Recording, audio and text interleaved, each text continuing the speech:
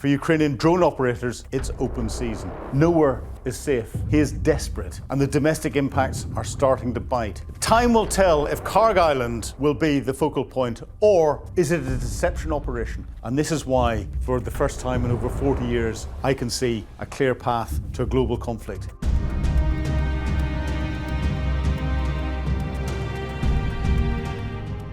As total UK military support to Ukraine hits £3 billion, and Russia bombs a maternity hospital in Ukraine, Vladimir Putin has plenty to worry about. I'm Philip Ingram, and this is Battle Plans Exposed. New records are being broken across all fronts. Offensively, Kyiv launched its largest drone attack of the war, plunging 500,000 Russians into darkness.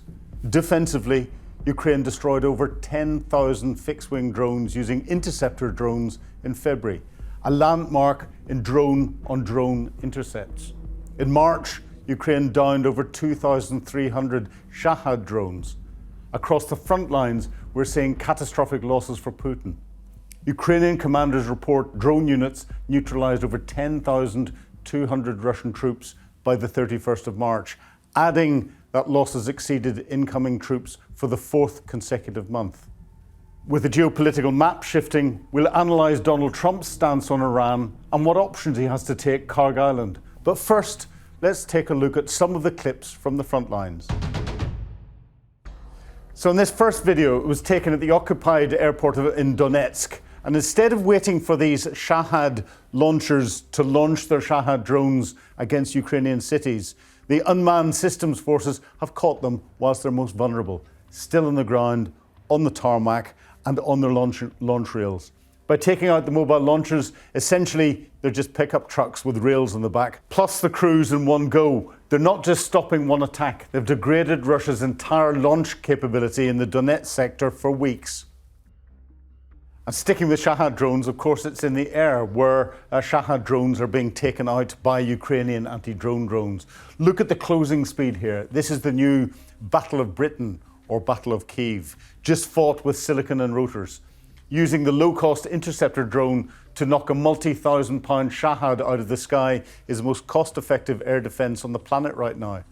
It saves the $1 million Patriot missiles for the real threats like ballistic missiles. And of course, the Ukrainians are exploiting this with the relationships that they're building up with countries in the Middle East who need these anti-drone drones to save them the $1 million missiles being used against them. So sticking with the air, your people said that Ukrainian Air Force wouldn't last a week, yet here's a Soviet-era MiG-29, Ukrainian MiG-29, successfully integrated with Western GBU-39 bombs. The pilot is releasing 4 precision-guided small-diameter bombs at once is significant. It's a high-tech reach-out capability that allows Ukraine to pick apart Russian command hubs from a relatively safe distance. These are glide bombs and glide into their target over quite a long distance. Now, with all this talk of what's going on in the air, land warfare hasn't changed, and armoured vehicles are still being used. This raw, old-school armoured warfare from the 1st Separate Assault Regiment, you can see that they've got a tank firing at almost point-blank range, literally delivering firepower direct into Russian trenches to collapse the bunkers before the infantry then moves in. Proper combined arms operations. Earlier reports indicate that 6 enemy tanks and 2 infantry fighting vehicles were destroyed during this battle. It's brutal, but it's the only way to crack these heavily fortified lines in the Huliaipole area of the Zaporizhia Oblast. And not to let the maritime environment go unmentioned, this is a close-up footage of a big hole in the hull of the Russian LNG tanker, the Arctic Metagaz. Now, this is massive damage inflicted on the Arctic Metagaz and a key player in Vladimir Putin's shadow fleet. And it was trying to bypass sanctions by hauling liquid natural gas from the Arctic to China. It was hit on March the 3rd by what looked like a Ukrainian maritime drone. Now, look at that hull breach. This vessel has been a ghost ship for weeks, drifting between Malta and Libya. Ukraine likely chose this specific target because of its cargo, LNG. If this were crude oil, we'd be looking at a catastrophic spill that would coat the Mediterranean coastline. With LNG, most of the gas evaporates or burns off. It's a high-impact, low-residue strike that cripples Russia's wallet without turning the Mediterranean into a massive oil slick and a huge environmental disaster. So today we'll begin with Ukraine's deep strike doctrine. Signals are indicative of a massive shift in the way Kyiv is attacking Putin's war machine. For the first time in this war, we aren't just seeing harassment drones, we're seeing heavy-duty, high-explosive payloads that are literally blowing the roof off Russia's industrial heartland. In our previous episode, we mentioned the strike on Primorsk up the port onto the Baltic Sea. Since then, the campaign has expanded. Ust-Luga, Russia's massive Baltic gateway, has been struck repeatedly. The scale here is staggering. Primorsk moves up to 75 million tons of oil a year. Ust-Luga handles over 100 million. By hitting these specific hubs, Ukraine has successfully knocked up to 40% of Russia's total oil export capacity offline as of late March. We're witnessing the most severe disruption to energy exports in modern Russian history. The tactical fallout is visible from space. Tankers and cargo vessels are currently loitering in the Gulf of Finland with nowhere to dock and nothing to load. With the Druzhba pipeline already severed and refineries burning across the country, Putin's economic picture is becoming incredibly bleak. But there's a second phase to this campaign that the OSINT community, that's open source intelligence community, is calling NITRO Strike 2026. These are precision strikes targeting the Russian defense industrial base across the whole of Russia. Nowhere is safe. Specifically, they're targeting the chemical industry. The OSINT group, Okogora, has tracked 13 successful strikes on chemical plants in just 40 days. The objective is clear. By hitting the nitro, the precursors for explosives, Ukraine is choking the production line for Russian artillery and missiles before they ever reach the front line. So how is the Kremlin reacting to this financial hemorrhage? Well, it's total panic. The Institute for the Study of War reports that on March the 26th, Vladimir Putin held a closed-door meeting with Russia's top billionaires under the cover of an AI regulation meeting. But he wasn't there to talk about AI. He wasn't there for a friendly chat. He was there to shake them down. Sources reveal that Putin, backed by the Rosenfeld head Igor Sishkin, effectively begged these oligarchs to donate massive sums to the federal budget to keep his war machine running. One billionaire alone pledged over $1 billion on the spot. Putin is breaking a 25-year promise to his oligarchs not to nationalize their assets. He is desperate, and the domestic impacts are starting to bite. In direct response to the Ukrainian refinery attacks, Russia has been forced to ban all petrol exports from April the 1st to July the 31st, 2026, just to prevent fuel prices from skyrocketing for their own citizens. A global energy superpower, unable to export its own petrol, is a stunning reversal of fortune. So what's driving this? Well, from the Ukrainian perspective, it's their Flamingo missiles. We've seen them. They've got a range of several thousand kilometers. They've got a warhead of 1,150 kilograms. They can fly faster than anything the West supplies. They've got a bigger warhead than anything the West can supply. They're not as stealthy, but Russia doesn't seem to be able to do anything with them.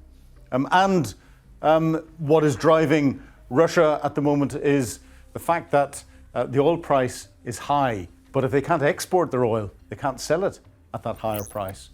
The Ukrainians, with their bigger payload on their weapon systems from anything compared to the West, they're having a massive impact on degrading Russia's air defenses across the whole country, which means that as more and more Ukrainian attacks go in, as more air defense sites are taken out, then the Ukrainians can operate with greater impunity, attacking these economic targets, attacking the oil and gas infrastructure, stopping Putin from being able to fund his war, attacking the chemical factories producing nitrogen-based explosives and propellants for weapon systems, attacking the rest of the weapons infrastructure and Russia's defense industrial base. All of that will have an impact on Russia's ability to continue to support its frontline operations.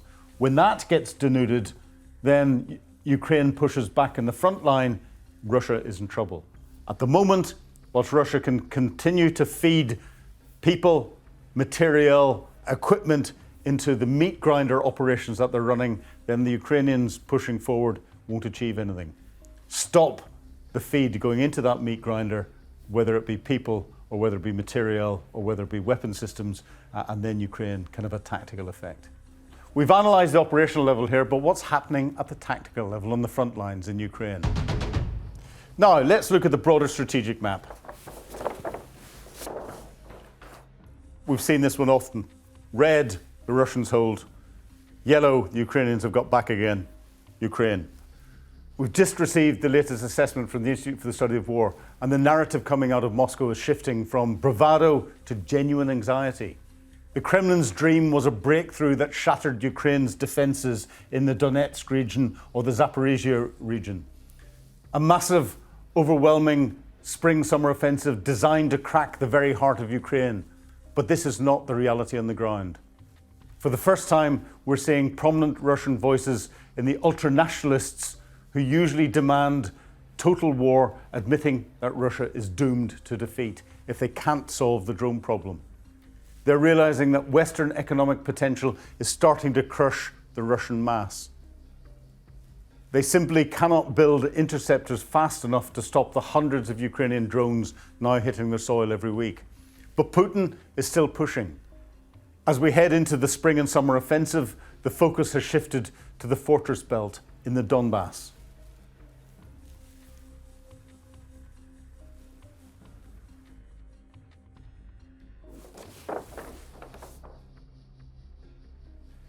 So this fortress belt, Lyman, Sloviansk, Kramatorsk, Kostantinivka.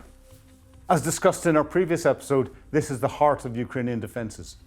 We're seeing a massive Russian effort to push towards Sloviansk and towards Kramatorsk. These are decisive prizes the Russians are obsessed with. These interconnected cities are the keys to unlock the fortress belt. Russian officials are downplaying individual towns now, admitting that unless they take these fortress hubs, they can't claim any kind of victory in 2026. As expected, these Russian assaults are proving to be disastrously wrong in the Lyman direction. And as we know, an injured bear is a dangerous bear. Unable to break the fortress belt on bleeding cash, Russia has resorted to its trademark tactic, mass terror against civilians. Russia launched the largest strike of the entire war. Between March the 23rd and 24th, they fired nearly 1,000 drones and missiles at Ukraine. On March the 28th, they sent almost 300 Shahed drones primarily towards Odessa. The vast majority were shot down thanks to Ukraine's layered air defences, but some got through. Russia struck a public recreation area and horrifyingly a maternity hospital in Odessa, killing 2 and injuring more than a dozen. In Kramatorsk, they dropped massive KAB-250 glide bombs on residential areas. They're trying to break the will of the Ukrainian people. But history and the last 4 years of this war tells us that terror tactics only harden Ukrainian resolve. So finally, let's look to the south, to Zaporizhia.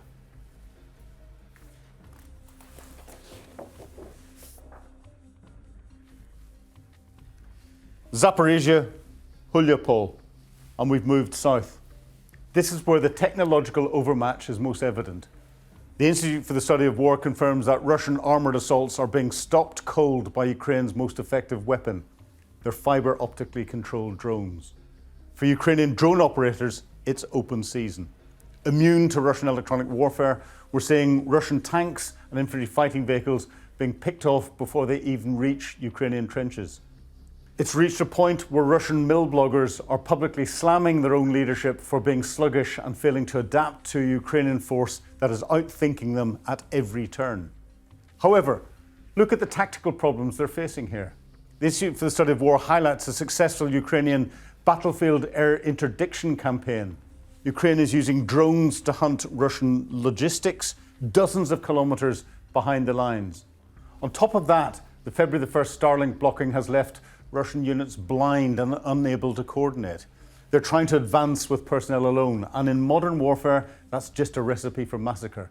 The Institute for the Study of War report is clear. Russia's desperate for a shameful peace or a temporary ceasefire, like the Easter one Zelensky just offered. Not because they want peace, but because they need to stockpile missiles and figure out how to stop the NITRO strikes and the drone swarms. Ukraine is holding the line, not just with grit, but with a technological edge that Moscow is terrified they can't match.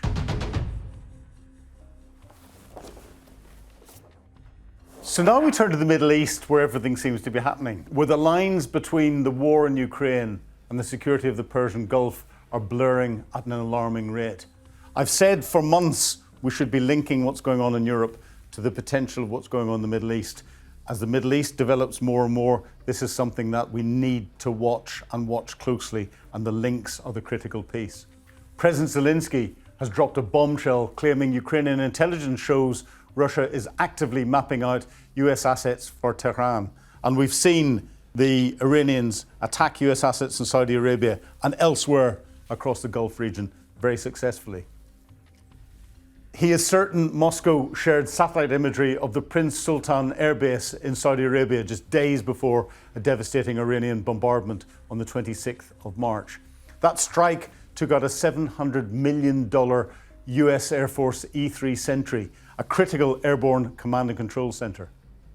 The E-3 Sentry, and I've been very fortunate to have flown an E-3 Sentry whenever the Cold War was going on, just inside the inner German border, watching Russian air defense exercises going on over Germany or East Germany and throughout the Soviet Union, whilst controlling NATO exercises, air exercises that were happening out over the North Sea.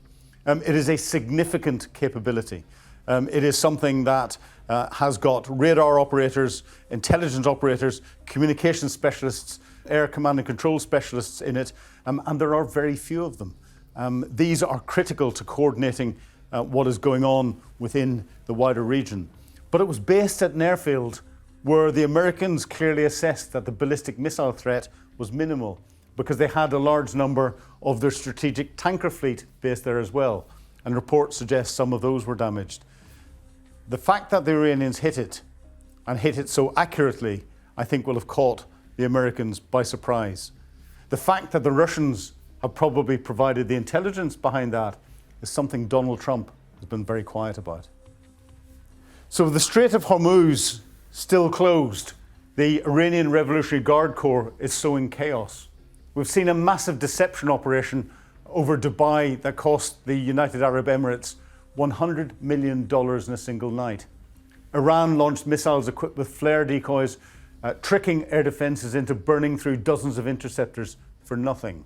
And this is where, to intercept the low-cost drones that Iran is firing at the UAE and at other countries in the Middle East, the use of Patriot missiles, $1 million missile to destroy a drone that is costs a few tens of thousands of dollars, is something that is not economically viable. The global stock of Patriot missiles is being used rapidly, and this is something that the Americans can't afford, the countries facing Iran can't afford, and Iran knows how to exploit it. There is one solution, and that solution comes from Ukraine. And Ukraine is sensing an opportunity. Kyiv is now a major player in Gulf security, and they signed landmark defense deals with Saudi Arabia and with the UAE. They aren't just sending drones, they're sending Shahed hunter teams, veterans of the Kyiv front, to teach the Gulf states how to survive the very Iranian tech they've been fighting for years. In response to the IRGC, the United States is staging its largest buildup since 2003. The 82nd Airborne is arriving, but most notably, the Warthogs are back. The A-10 Thunderbolt. This is a ground attack aircraft, slow moving, with a huge Gatling gun on the front of it that fires cannon shells over a long distance, and it makes a very distinctive sound when it fires. I'm sure the video associated with this will show you that. But they are low altitude, slow moving jets that are very vulnerable if it is an unfavorable air situation. The pilot sits inside a titanium armored shell. The aircraft can take a lot of beating from the ground. It is designed to be attacked from the ground. However, bringing those into theatre tells me two things. One, the United States is confident about the security it can provide against any air defence threat. And two, the United States is serious about doing something on the ground. All of this points to one or two flashpoints. The one that is being discussed openly in the press is Kharg Island. So let's wargame exactly how that would look.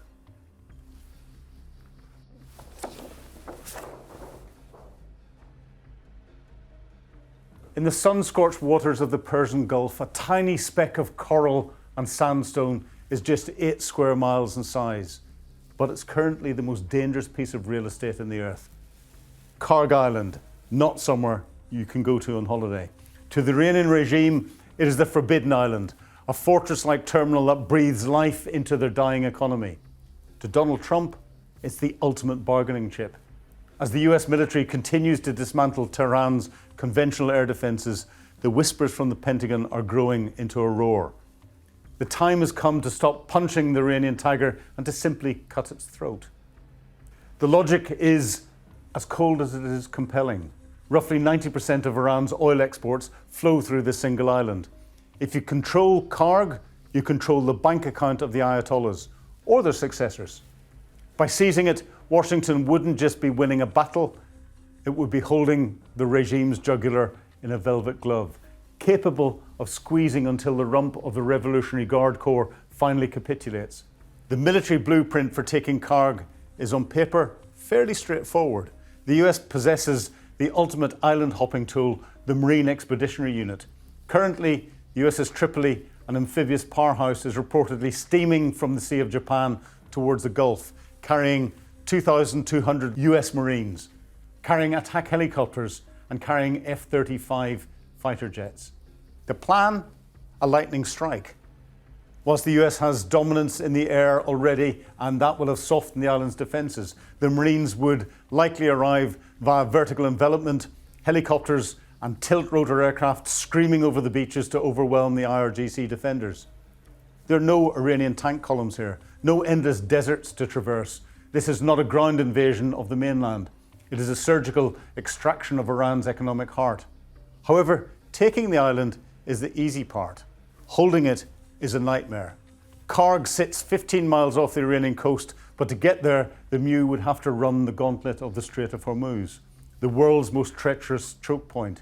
The Iranians, acting like a dying rat backed into a corner, will almost certainly have the waters mined and deploy suicide swarms of fast boats.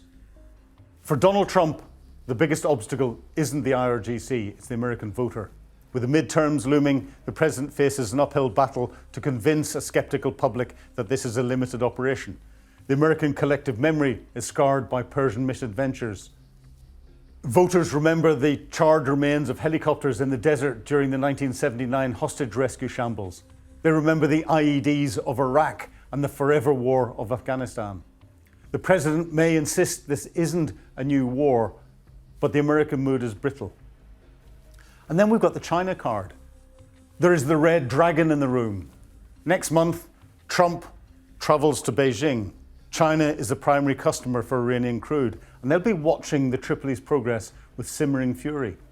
In a move that has already set nerves jangling in the east, the US has reportedly diverted a carrier strike group from the South China Sea to the Gulf. To Beijing, this is a provocation. To Trump, it is leverage. The president will likely attempt to reassure President Xi that Kharg will remain operational under US management, effectively turning the Chinese into unwilling partners in pressurising Tehran. But the cost of Chinese neutrality will be steep. Will Xi demand a reduced US presence in the South China Sea in exchange for looking the other way at Kharg? It's a high-stakes geopolitical bazaar where the currency is global stability. We must not underestimate the suicidal nature of the regime's potential response. They may choose to blow up their own infrastructure on Kharg rather than see it fall into American hands. I remember in 2006 in Iraq when the IRGC backed militias that ran rings around Western intelligence, attacking UK and US allied forces with impunity and keeping it up until the political will to remain dissolved.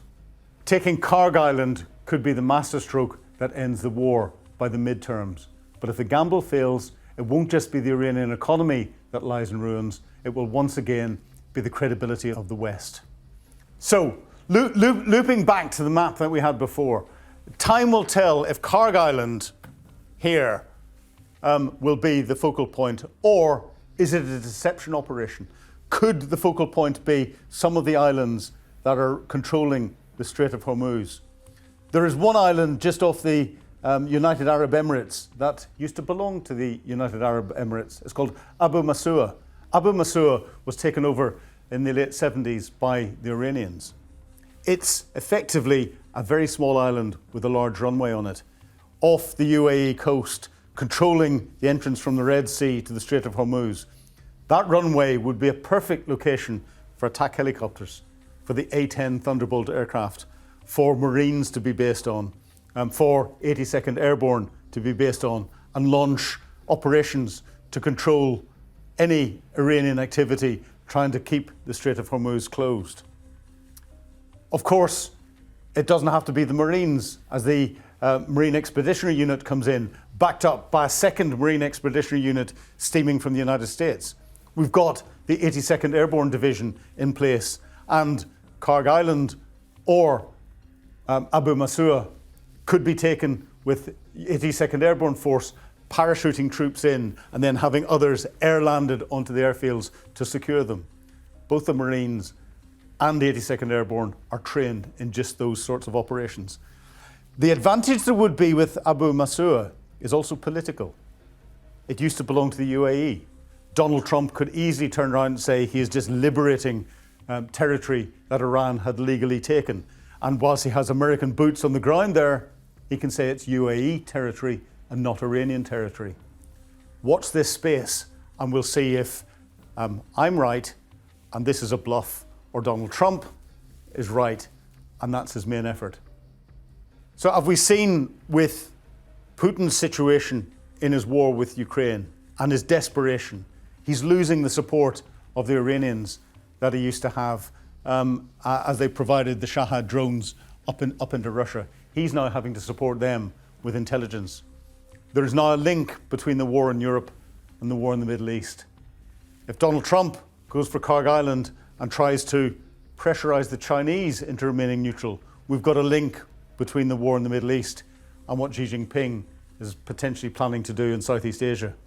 We link all of these together, and this is why, for the first time in over 40 years of analysing conflicts or being deployed to conflict zones around the world, I can see a clear path to a global conflict. There's still many moving parts before these come together, but they're not falling apart. They're not moving apart, and this is what worries me. So, thanks for watching this episode of Battle Plans Exposed. The conclusion is we're going to have many more battle plans to expose to you. But if you like what you've seen, please share it with your friends, hit like, put comments in for us to answer. And if you want us to concentrate on any particular areas, again, ask us to do that. But once again, thank you for watching. Goodbye.